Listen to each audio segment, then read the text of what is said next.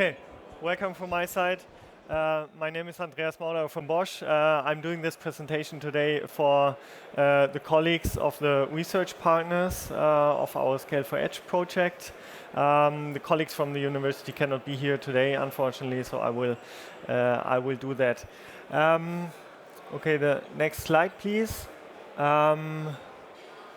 We don't see everything. Can Yeah, we can also try it like that. That's good. Thanks a lot.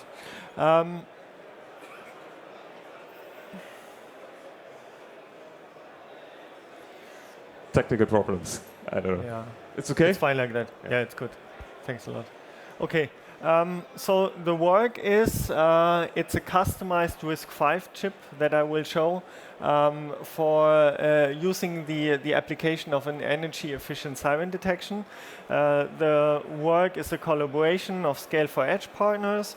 The partners from Scale4Edge are Minres, University of Tübingen, University of Paderborn, and Bosch contributed to this demonstrator.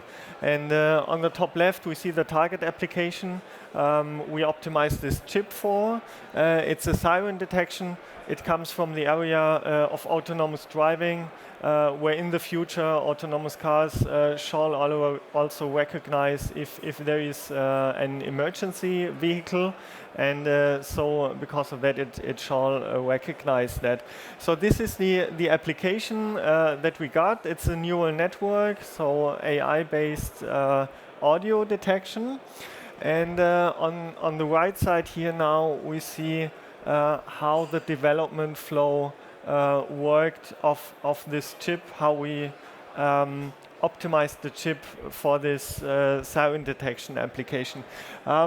So at first we profiled our application, the neural network, and found out potential interesting custom extensions similar to the flow that we saw in the last presentation. And the outcome was then a specification of custom extensions. We defined them in the language Core DSL, which is a processor architecture description language. In the next talk from Tammo, we will also learn more about the Core DSL and the flow that comes out of that. So the flow basically is a hardware synthesis flow that synthesizes this Core DSL description into an RTL description of the custom extensions. So defining the custom extensions in Core DSL only took 1 to 2 days, and the generation and integration flow into the target processor was only 1 to 2 weeks. The target processor is from Minres, called TGCC. And at Minres, then also the compiler and the virtual prototype were adapted to these custom extensions. And then we came to the software bring up, which was thanks to the already existing SDK. It also took only 2 to 3 days to optimize the software, then using the custom instructions, and then getting everything running. The outcome was then this chip, which was the top level was developed at the University of Tübingen. We have a Palpissimo-based platform. There is the TGCC RISC-V core from Minres on the chip with the custom extensions that we developed and integrated. There's also an ultra-trail AI accelerator from Tübingen, but this is not used for this application. It's used for another application. And the technology node of the chip was GF22FDX. And the key successes, we see them at the bottom left. So when we integrated these custom instructions, the additional overhead was only around 15%. What we integrated, you see here, it was a signed saturation, a MAC instruction, packed dot operation in 8-bit, and 0 overhead loops. And the outcome was that the performance of the processor was doubled, so twice the performance afterwards, and the power savings were around 30% thanks to the custom instructions. Okay, and now I would show the board in action, how it works. So I also need the siren that is on my phone. Okay, great, thanks a lot. I will take this. So at the bottom left, so here we see the chip itself. Then I think I have to rotate it. No.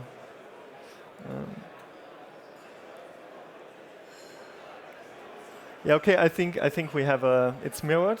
Yeah. But I can show you what it says. So we have some displays that show the power consumption of the chip currently. And on here we have a small display that says if a siren is detected or not. And at the lower bottom, you see the percentage of detection. So the kind of the confirmation, how much probability do we have to detect the siren. We also have the MEMS harsh environment microphone that we see here, that which is the microphone, and now we will see if it will detect the siren. Okay.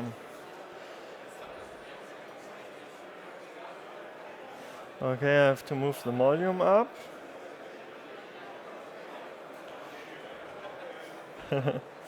We're still here. Okay.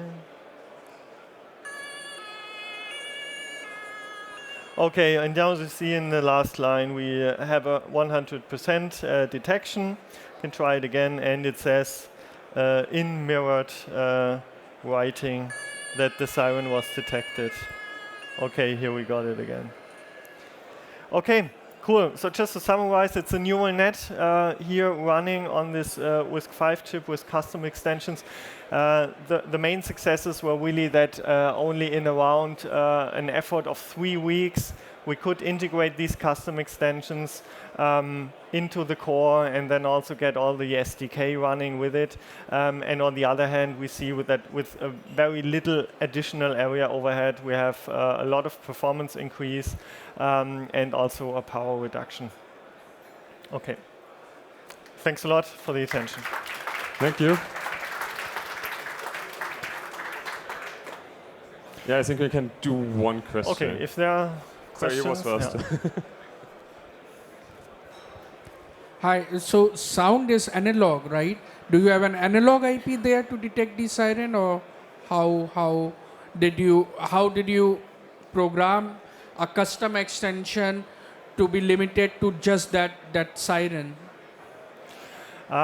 So you mean how the neural net came to life? So how the Yeah. So ML net was trained? how the detection of siren works in the hardware?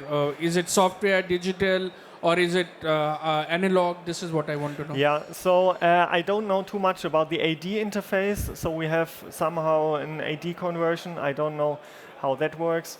And based on the Ike knows it.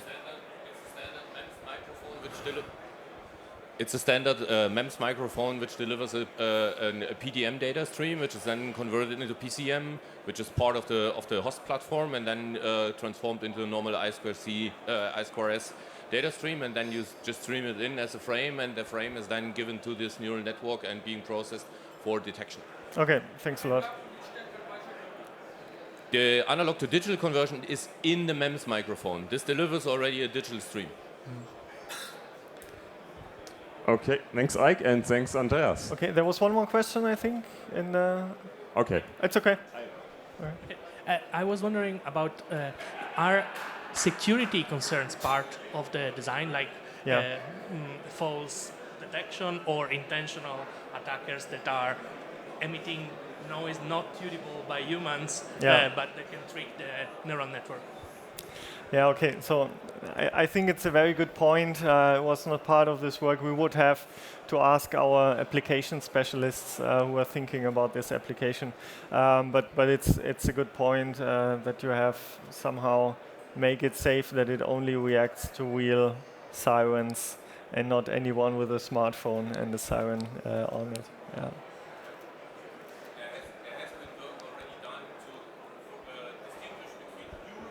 sirens and American sirens already, just to make sure that you can take it that way. There are other means to make some check that it's really the real source, not just fake from a. But that's a different story, which is involved in level of what has been implemented. Okay. Okay, Thank you so thanks much. a lot.